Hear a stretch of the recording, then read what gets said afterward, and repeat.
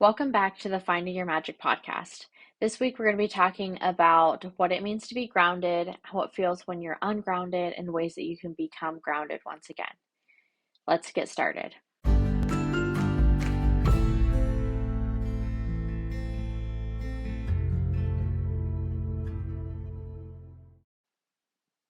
Welcome back to the Finding Your Magic podcast. This is Kim, and I am a spiritual counselor and educator here to help make spirituality accessible for everyone on a busy schedule. So, this podcast is going to be kind of quick because not everyone has all day to sit around and read about grounding and things like that. So I wanted to get this out there because of some things that are happening in the world right now. I know a lot of people are feeling ungrounded, um, even if they don't like use the same words that I'm using. So like for me, when I'm really ungrounded, I feel really anxious, um, and things like that. So, other symptoms of being ungrounded could be like just being forgetful and like fuzzy, like your brain's fuzzy, you know what I mean?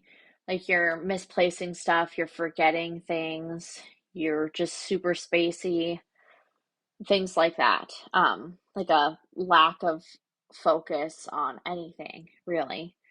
Um, Other symptoms can be like becoming more clumsy, and that happens because you're not grounded in your body. You're just kind of floating outside of it because it feels unsafe. I think that naturally a lot of women are a little ungrounded just because we have been through, like collectively, we've been through a lot of things that have made us feel unsafe in our bodies. So I think that women are kind of naturally ungrounded. Like we have to be very conscious of it and practice it. And it helps us to feel safer in our bodies and to feel present because that's kind of what grounding means. So, being grounded kind of means that you're present and able to process things from the right place and in the right way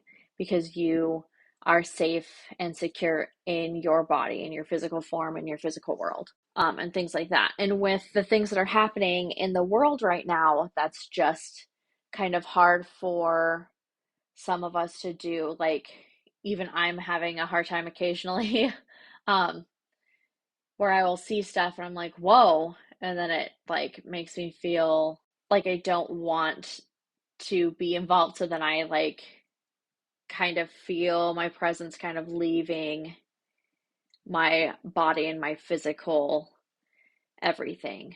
Um, I know that Facebook makes me feel ungrounded, more so than a lot of things, actually, especially through the pandemic and everything else.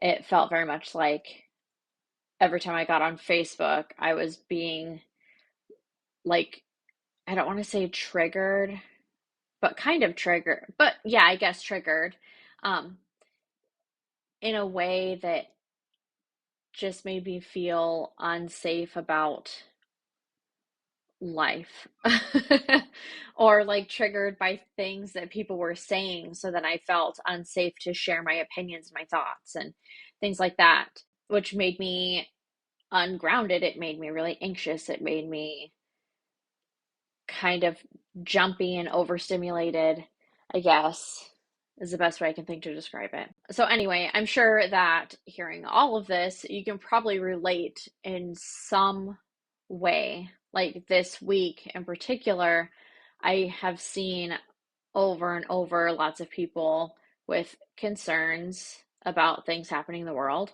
rightly so, and them having really, really big, overstimulated feelings about the things that are happening, things that they cannot control, and things like that. Like, there's a difference between having empathy and losing yourself.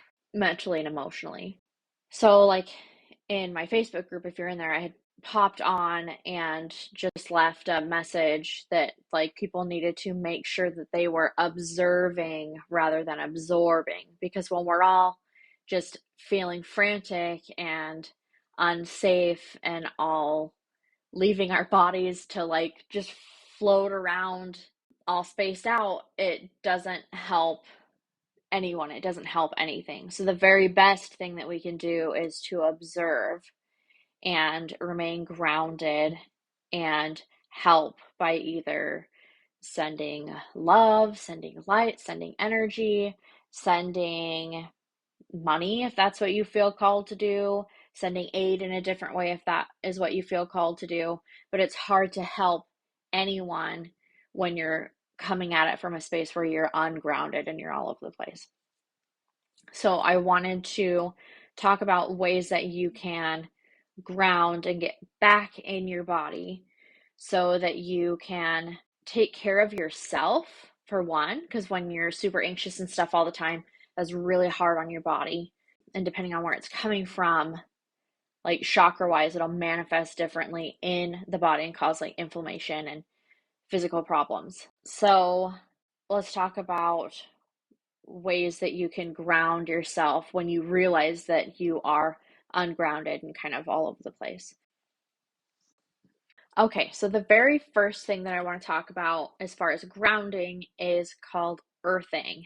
And I think that a lot of people, when they think about grounding, they think about earthing, where you literally walk on the earth, you walk on the ground, right? Bare feet or whatever, which you can do that like on the beach. Like that's why a lot of people feel relaxed and calm when they're able to walk on the beach. It's because you're connecting to the earth.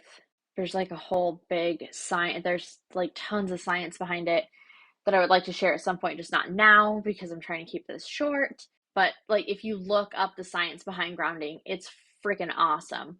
And I think that's the thing that people most think of when they think about grounding is earthing. So you can do that if you are somewhere where it is not below freezing and there's feet of snow on the ground like here, then that's a really good thing that you can do. Um, not on concrete, but on the actual earth with your bare feet so you can connect. That helps pull you into your body. Okay, next thing I want to talk about exercise. So, of course, we know when you exercise that,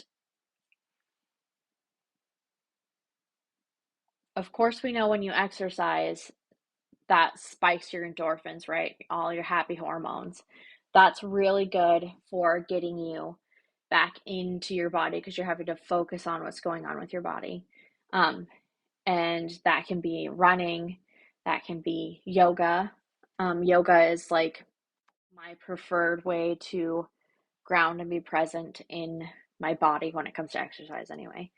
Um, but anything that brings you back down to earth and into your body.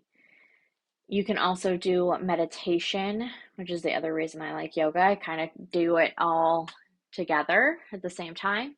But meditation is really great for helping you to be present because it requires you to sit and exist and release thoughts and worries and things like that. It requires you to be present.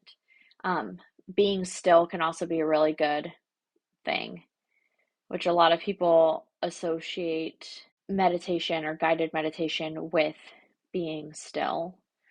You can do both. Like some of these you can do together. Like, of course, you can do yoga, so you're moving your body outside, barefoot, earthing. Like, yeah. Another thing that I wanted to mention as far as grounding that's going to sound not like a good time is a cold shower. So there's been a lot of science put out about the importance of cold showers. unless you have a medical condition, then talk to your doctor before you do that, so you don't shock the system too much. But it helps you, it's supposed to help with inflammation, it helps bring you back into your body, all of those things. And then, of course, there are the things like using your senses, like people who practice hygge. There's like using your essential oils and having a cup of tea and wrapping up in a blanket or a sweater or whatever, depending on like your sensory, like what helps you feel comforted. Anything that helps you feel comforted, like you can just get cozy in your body. Breathing is a really big one to help with grounding as well. Breaths are a game changer.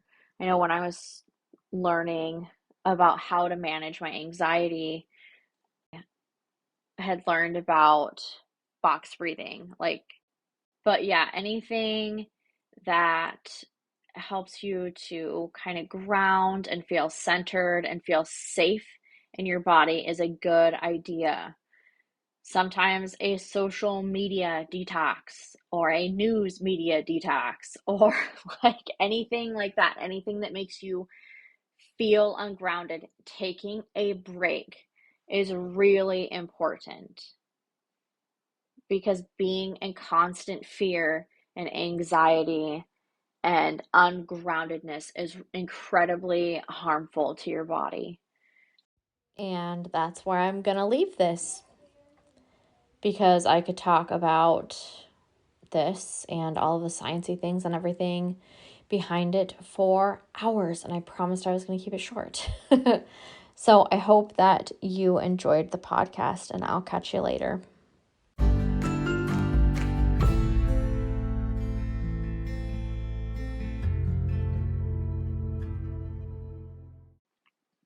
I hope you enjoyed the podcast and you were able to hear about some ways that you can be practicing grounding for your health and for your happiness. I would love to hear what you thought, and if you have put any of these things to practice for yourself. You can find me on Facebook and Instagram at findingyourmagic.co. You can also find my Patreon, YouTube, and everything else on my website, which is www.findingyourmagic.co. I can't wait to hear from you.